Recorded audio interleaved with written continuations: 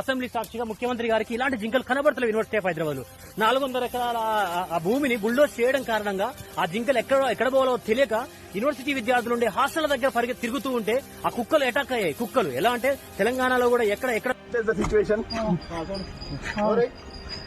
University team కూడా దీన్ని rescue చేశారు.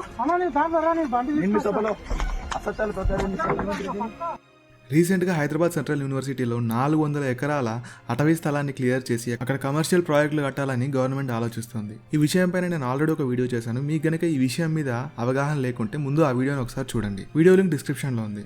ఒక పక్క హెచ్సియు విద్యార్థులు ఎంత గొడవ చేస్తున్నా కూడా అండ్ ఇంకో పక్క హైకోర్టు స్టే ఆర్డర్ ఇచ్చినా కూడా అప్పటికే ఆల్రెడీ చాలా వరకు చెట్లను కొట్టేస్తారని చాలా మంది అంటున్నారు. దీనికి నిదర్శనమే ఈ జింకలన్నీ పారిపోయి బయటికి జనావాసాల దగ్గరికి వచ్చేయడం.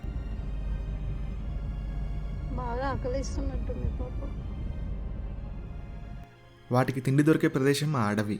ఆ అడవే వాటికి తల్లి లాంటిది. అలాంటి అడవే లేనప్పుడు అవి మాత్రం ఏం చేస్తాయి? బయటికి వచ్చేస్తాయి కదా. అలా బయటికి వచ్చేసి యూనివర్సిటీ రోడ్ల పక్కన ఉండే గడ్డి ఉంటుంది కదా, ఆ గడ్డి తినడం, అది మనుషులు ఉండే ఇళ్ళని తెలియక అట్లాంటి ఇళ్లలో దూరిపోవడం, ఇలా చాలా జరుగుతూ ఉన్నాయి. ఇక్కడ ఒక జింక చనిపోయిందని అంటున్నారు.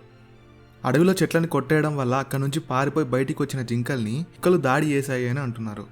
వైల్డ్ లైఫ్ ప్రొటెక్షన్ యాక్ట్ వన్యప్రాణి సంరక్షణ చట్టం కింద ఈ జింకలు కూడా ప్రొటెక్టెడ్ యానిమల్స్. అండ్ ఈ జింకలు తెలంగాణ స్టేట్ యానిమల్ కూడా. మార్చి 30వ తేదీ నుంచి ఏప్రిల్ 2వ తేదీ వరకు అంటే కేవలం 4 రోజుల్లో 2 స్క్వేర్ కిలోమీటర్ల అడవిని తొలగించారని చెప్పి శాటిలైట్ ఇమేజ్లు చెప్తున్నాయి. ఇందువల్ల అలా జింకలు బయటికి రావడం జరుగుతుంది.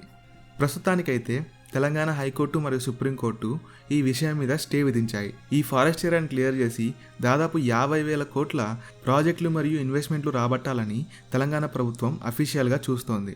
ఇంకా కొంతమంది ఇది నిజానికి అడివా కాదా అని చెప్పి కొన్ని క్వశ్చన్స్ రైజ్ చేస్తున్నారు. ఏదేమైనా సరే చివరికి ఇందులో న్యాయస్థానమే తీర్పివ్వాల్సింది.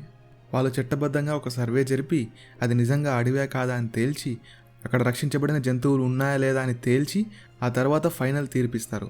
అంతవరకు మనం ఎదురు చూడాల్సిందే తప్పదు. ఏదేమైనా సరే కానీ మన అడవుల్ని మాత్రం మనమే కాపాడుకోవాలి. బయట నుంచి ఎవరు వచ్చైతే కాపాడరు. వీడియో నచ్చితే మా ఛానల్ తప్పకుండా సబ్స్క్రైబ్ చేసుకోండి.